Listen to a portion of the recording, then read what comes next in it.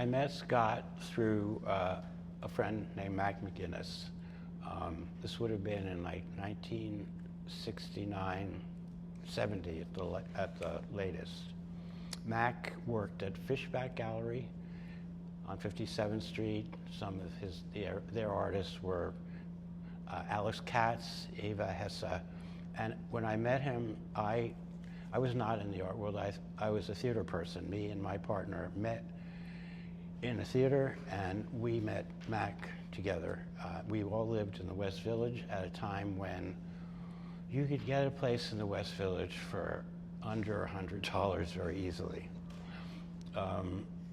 It wasn't glamorous by any means, but the whole world was very different, the whole city especially. Anyway, so Mac had a bunch of friends that would come to his apartment. There was a round table there, and Scott was frequently one of them, other art world people he knew. And we would hang out there, smoke joints, go out, go to theater, restaurants, whatever. I didn't know Scott was an artist. He was this friendly, had a great sense of humor, very cute, and we would all hang out together and go to see these shows.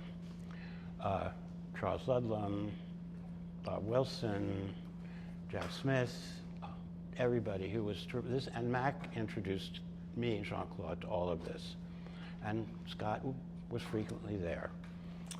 In the summer of 1971, Mac and Scott went to Greece, and Jean-Claude and I and our two cats stayed at his apartment in Soho for 2 months. Came back, and then the next year he invited me to participate in this Behavior Tableaux. I didn't know. Now, my information about Scott has now been extremely expanded thanks to David Getze. David sent me an email 15 years ago, and he said what he had seen my name in the review of the Behavior Tableaux by Jean Perrault, which was in the Village Voice online. He contacts me all these years later, and I had, I remembered it clearly, but I just thought it was something he's dropped, because I knew that Scott went into all this beautiful furniture sculpture. So he said, I hope you're the same Michael Harwood who performed in Scott Burton's Behavior Tableaux at the Whitney in 1972. If you are, please let me know. I would be happy to hear any information you might have about it. And then he said, I'm especially happy to be in touch with you because I use your photography in my classes here at Art Institute of Chicago. So, hey. We got in touch immediately, and here we are. Well, I just love hearing you speak about the first-hand experiences, and it just kind of gives me sort of like a joyfulness, because I feel like my experience is from learning through books, David Getze's, but for me, Scott Burton's work as a queer activist, as a hybrid, kind of aligns with the kind of sensibilities that I embody. So his queer legacy is something that I really am attached to. The ways that he made marks and strived to kind of support the gay community at a time when a lot of loss was happening, and a lot of uncertainty. And I still believe that in the world today, we've made strides to have civil rights as queers and POCs, but that work still needs to be done. So that's something where I think I first became attached and kind of feel like I became in collaboration or in a duet with Scott Burton's. Scott Burton in general, so never meeting somebody, but understanding them through the work that they did. I think for me as well, just like the ways that he made is very similar to the ways that I make. I make ephemeral performance, but I also make sculpture and furniture that performers enact in. So that was something that I found really interesting. And then the kind of ideas of like minimalism as well in his work, you know, kind of being an activist, but also saying things through a very kind of specific kind of standpoint of minimalism. And so I think as I like, you know, even through this experience, I began to like learn more, and I felt like our relationship became more, you know, in an ephemeral way, you know, stronger and deeper through just like even like seeing some of his like writings about dance, how a gesture was made or how he kind of drew it, which is also something that I also strive for, is to find out like a language or a scoring for movement. But then also just like learning details, like Scott passed on December 29th. I was born on December 29th. And different years, but there was just these kind of like moments of synergy that were kind of coming together, and I just was like, okay, you know, like just coincidence, but still like attachments to find ourselves together. And so I really have taken on this idea of a duet in this process, but in other works, but this idea that I am in some kind of dance or collaboration with Scott Burton. The rehearsal process was, I don't remember, not too many rehearsals. The most notable thing about it was, the behavior tableaus were these blackouts. I think there was 80 of them in the whole piece. And our directions were to move a little bit, sit down, stand up, make a gesture, blackout, come back, do the same, and there was 5 of us, and we all had our own scripts. We were not all in all of the tableaus. There was furniture on the stage. There was a cot, there was table and chairs, and a bench, I think. And so I would say 90% of it, or even more, was just remembering where you're supposed to be and what you're supposed to do at any particular. It was hard to remember anyway. And the other part was he wanted us to move and have totally blank expressions and have no intentionality in our movements, just as neutral and unexpressive as possible. And he would get impatient with us if we like stood up too fast, or, you know, not just in this gradual way. And there was one performance at the Whitney, and for me, that was the last time I knew about any of Scott's performance pieces. As I said, we were friends, and being friends with Scott meaning, let's go back to the beginning. In the beginning of it, my boyfriend, Jean-Claude, was too tall he was an actor, and he was a little too tall to fit into the group, so Scott asked him to do the lighting, the cues, which was a lot, cues, on and off. And you know, money is always part of the picture. The performers got paid $100 for the whole thing, rehearsals and performance. Jean-Claude, $75. This was the agreement from the beginning. The night before we were going to go to the Whitney to do this performance, he calls Scott and says, "I will not do this unless I am paid the same as the actors." This is very personal. This whole thing started personally knowing Scott, and so he agreed. But that put it sort of made it impossible for us to work together again, Scott and me. However, since we both lived, I don't know why, I mean, New York is, you could be neighbors with somebody and not see them for months and months. Scott and I would encounter each other by chance for every few years.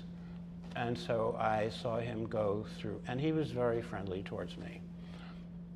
But, you know, there was this elephant in the room. I saw him go through his leather phase and all this other stuff. And then finally, Jean-Claude and I broke up. And the next time I saw Scott, it was like this, he was very happy.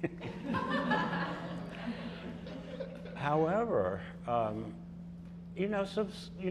there was Scott, and there was this experience, and I kind of thought, well, it was something else, just another thing.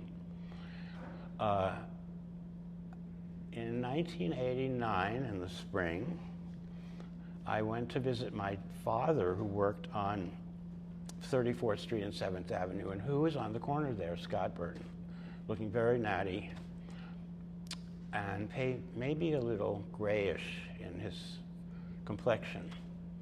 And he told me he had AIDS. And this was like the height. We had lost so many people by then already. And it was a very warm encounter. And I said, nah, you'll make it, you'll be okay.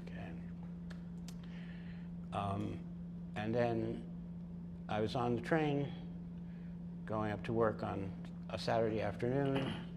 In December, I opened the Times, and there's his obituary. Which, to me, that was kind of, it like solidified my relationship to Scott. It gave an arc to it. However, because of that, because of the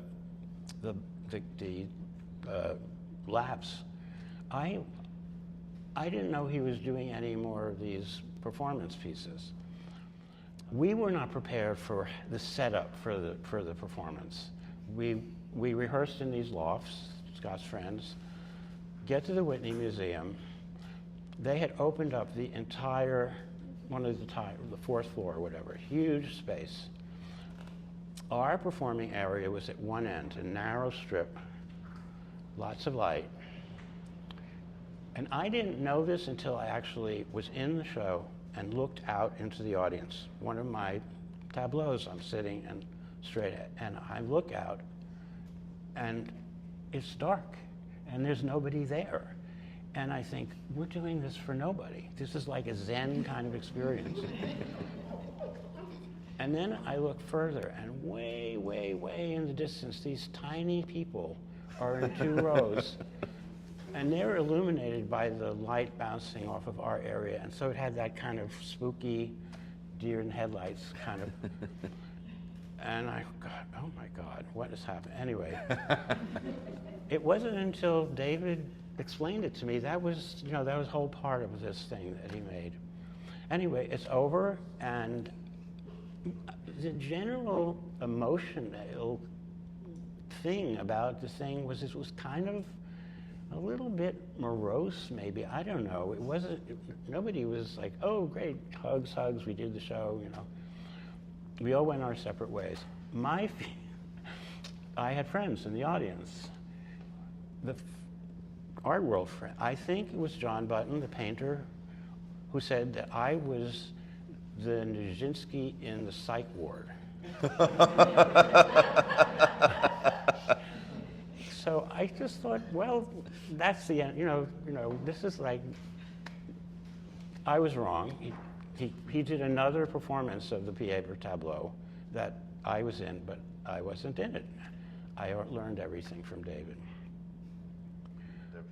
But yeah, for me, my audience is always performers. Like, whether you like to or not, you're part of it. Because, for me, my work is always outside of the proscenium, right? It's in spaces like a museum or a gallery. So when the performers, your proximity to the performer is intimate. And so there's also this idea that, when a performer stands up and walks towards you, you move. So I play with those kinds of tensions in the piece, and I play with those things to kind of create a narrative or playing a game as well. And I liked when you said this idea that you guys weren't hugging at the end of the performance, because I felt like in this piece, it became at first a collaboration with the performers, but then educating them about Burton in general. But then we built something in through our score, and at the end it became really intimate, and so they were really much at the end, like we were all kind of very like, Yeah. you know, like huggy and like, you know, and so that's kind of like was part of it, because for me it was like, you know, I wanted to build something with them. And I think, Jess, like, you know, you were in the green room with us together, and like, you know, everyone was just like one of the dancers like wanted to be part of this piece so badly and didn't tell me she didn't live in St. Louis. And then was like, and then I was like, oh my God, you're driving every performance from Chicago to be in this? And she was like, yeah, but I didn't want to tell you I wasn't from St. Louis, because then I didn't think you would cast me. But she's like, I just wanted to be in this piece. And so like just those kinds of like relations started to build, and they became really close. Like one of the performers, Sergio, very quiet, shy, you know, recently had come out, like him and another performer, Chris, who started his MFA in dance at the university there, they just became like best friends. And like he's like, Chris took me to my first gay bar, and I was like, what? So like like those are the things that I feel like also like, you know, are like the outside of the choreography and the performance that for me I really try to nurture and push, you know. And like I still, you know, without my dancers I don't have a practice. So I'm also curious to see how you've been talking about like the directions and the directives, because I based a lot of my beginnings of the score that I made for the performance at the Pulitzer based on some of the drawings and writings that Scott had made. So like one of the things he always was like flick of the wrist was like one of the things, which then became a gesture. Like you can see it in that photograph there. And in this photograph, the kind of idea of like, you know, sort of queering of the body as well, but it became a call and response in the piece. So if they were trying to find each other, they would kind of like, and then signal to each other. And then he also always had the hand on the hip, was another gesture that we used in the choreography. But then it became like, you know, another one was just like hand on heart. So they would kind of call to each other by hitting their chests. And those intimate kind of moments became like, they were always trying to find each other in the piece. So the Pulitzer itself is very like, well, part of it's very stone and hard, but there's a lot of windows, so they're always like looking. So if someone was like in a window standing and facing that way and they could see another reflection, they would kind of call to each other. So they were like kind of like playing these games, and then they would kind of all in solidarity find each other and then do the same gesture and then break away. And then of course they would use the soft sculptures. You know, Scott's sculptures were always stone, wood, metal. I started to think a lot about like bodily interactions with softness, like our bodies are soft and warm, and what does that mean? And so there's always like in my furniture pieces or in my sculptural pieces, the bodies are always supported but also burdened by the objects. And so here it is. So this is actually a scan of one of Scott's granite pieces that then we made into a fabric.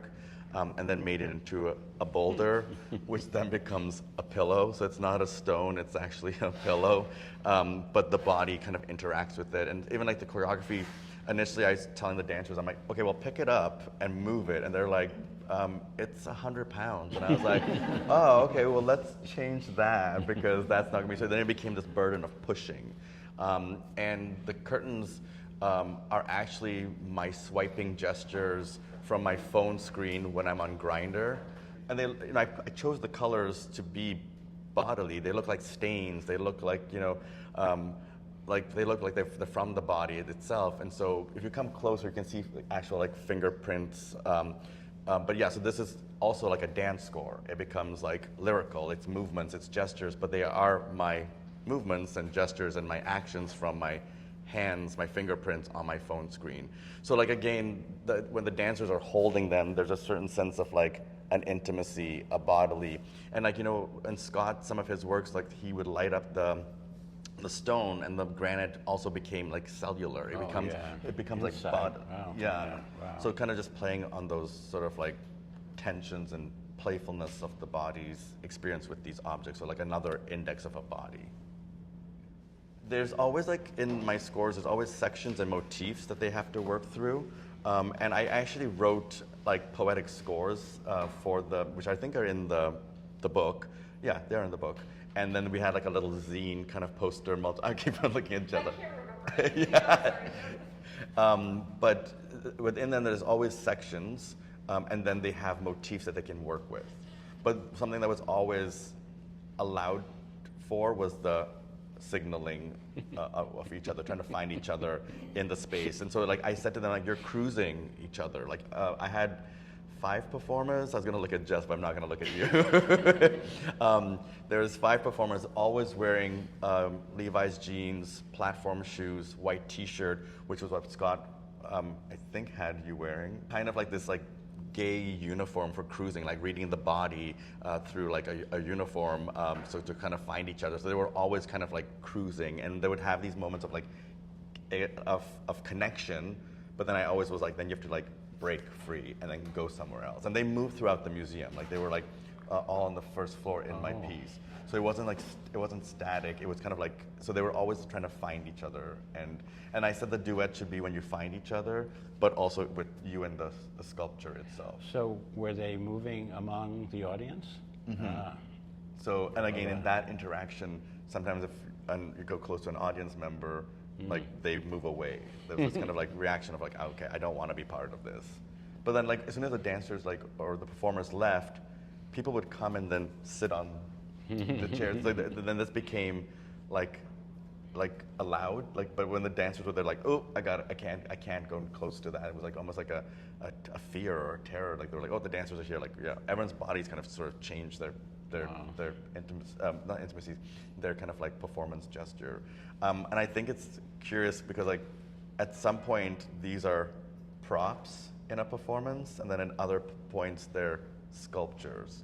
And I think that kind of, even like within my work, that kind of hybridity or exchange or queering is something that I like to explore. That it's, you know, like myself, I am not one thing, I'm not static, I'm in flux, and so these kind of objects are also in flux and then also in action when performed with.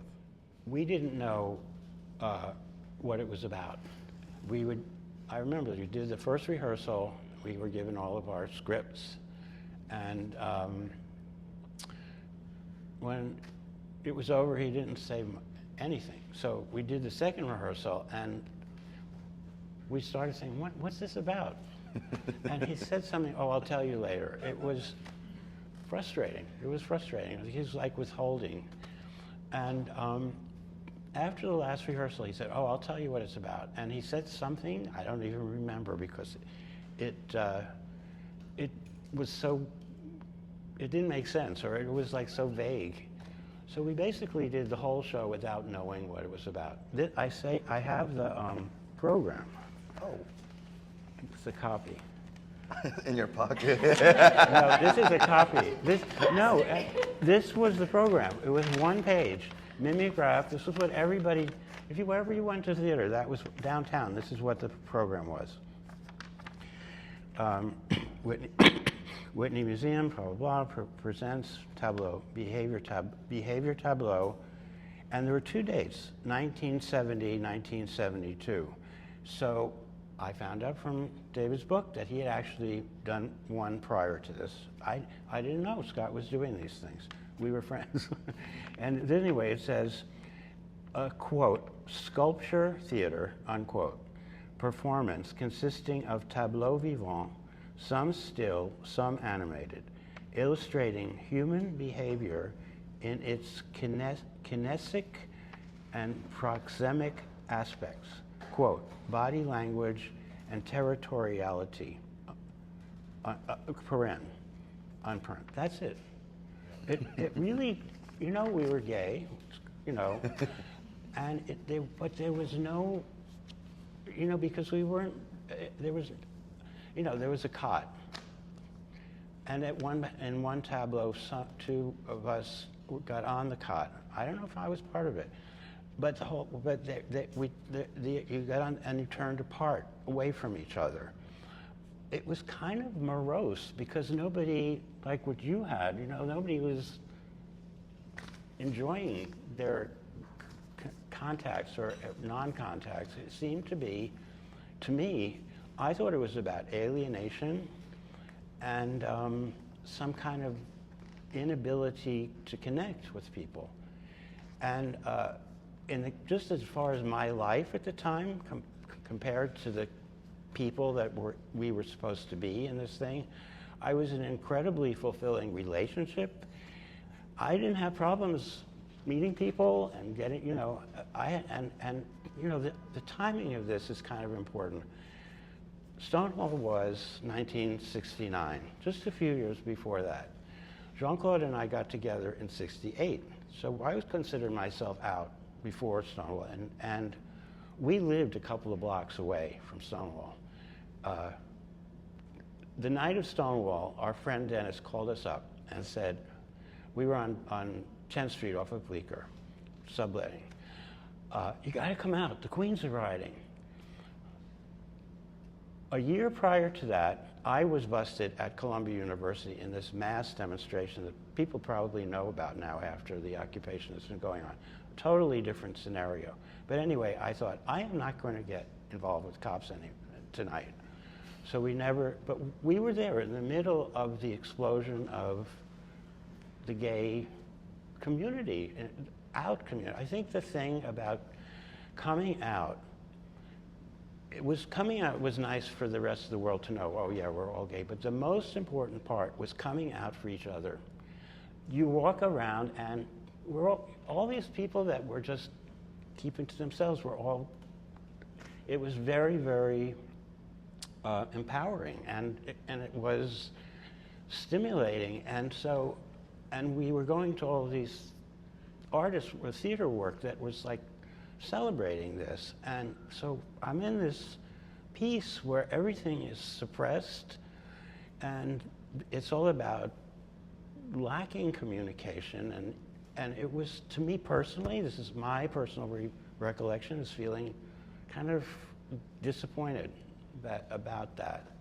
And especially because I knew Scott personally, and he was this, you know, sort of upbeat person. That's the complexity and the interest of, like, you know, I'm also trying to discover and understand myself, but people want to put me like as a pigeonhole you as a monolith, right?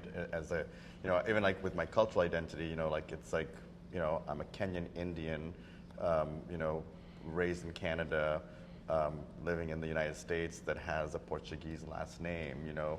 So it's just even that, like, you know, there's always like, well, what are you? And it's just like, well, you know, I'll say that I'm a punk rocker ballerina then, you know, like that's my response. It's like, because that's also my identity and my culture. And, you know, like even like within cities, you know, there's like this idea that, like, you know, there's this kind of want of claim, right? You know, like I live in Chicago and I love Chicago, but I also feel like I walk down the streets here and I can reminisce on, you know, where I had my first, you know, like encounter, or when I had my first, like, you know, moments in the city. So I kind of think that that's a way that I kind of maneuver the world, and I think many others do, especially as queers.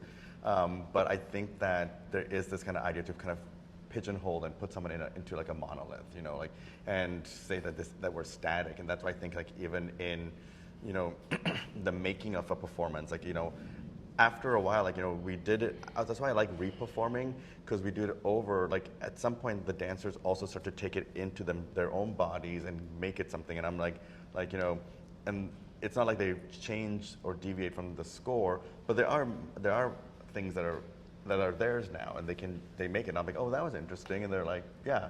Specifically, I'm thinking too about my Whitney biennial piece, because we performed that like 100 times, and yeah, wow. It was a lot, and I think that performance was 5 hours long, and like, but I remember like coming back, because I would take breaks, go back to Chicago, and then come back and watch it, and then seeing it, I was like, oh, they've challenged, learned within the system and in the process, which is also fine, because as a maker, I think for me, there's a certain point where I'm like, it's not mine anymore, it's theirs.